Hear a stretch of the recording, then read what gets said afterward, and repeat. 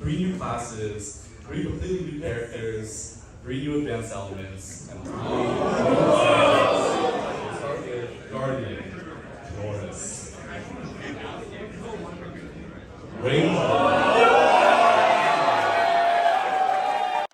Okay, I don't think it's that big of a stretch to say that nobody in this room expected Set 3 to make an AR-15 canon in the Grand Archive universe. But with the reveal of Alchemical Revolution, that's exactly what we got.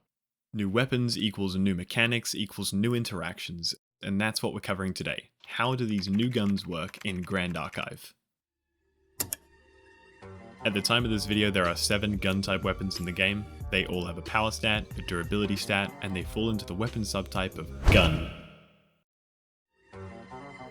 This weapon subtype differs from other weapons like swords or daggers in that attack cards cannot be played through guns. Their damage comes purely from the combined power and damage characteristics of the gun, the bullet, and anything extra the champion might add.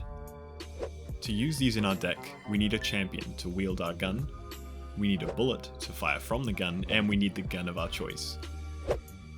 All of them need to be on the field to begin, as the gun can't fire itself, it won't fire without ammunition, and it can't fire if it doesn't exist. With all of our objects on the field, we have one more hurdle to clear, and that's loading the gun. The bullet has its own load ability, which we must rest or tap it as a cost to perform. It will then enter the chamber zone, which is what I'm calling it. Once the bullet is here, it is no longer considered to be an object on the field, so you can't target it with anything. For this conventional load, it also specifies that the gun must be unloaded, so no other bullets may be present in the gun at this time.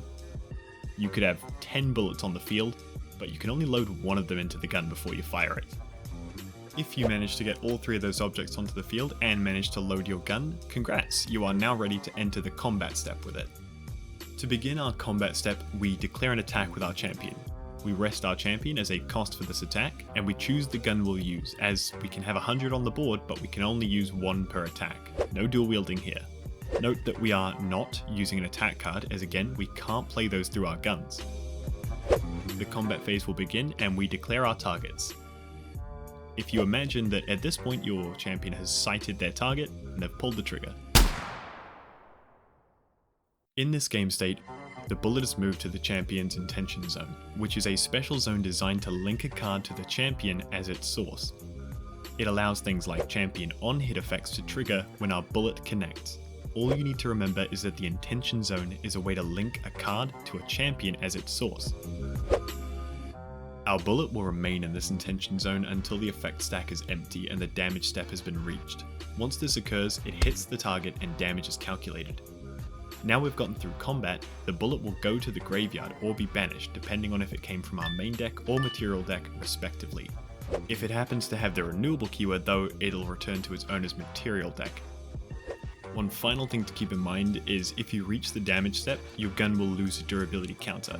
This is going to happen whether you do 100 damage or 0, because the rule of thumb is if you reach and perform damage calculation, you lose durability. Now get out there and remember, the first rule of gun safety is to have fun.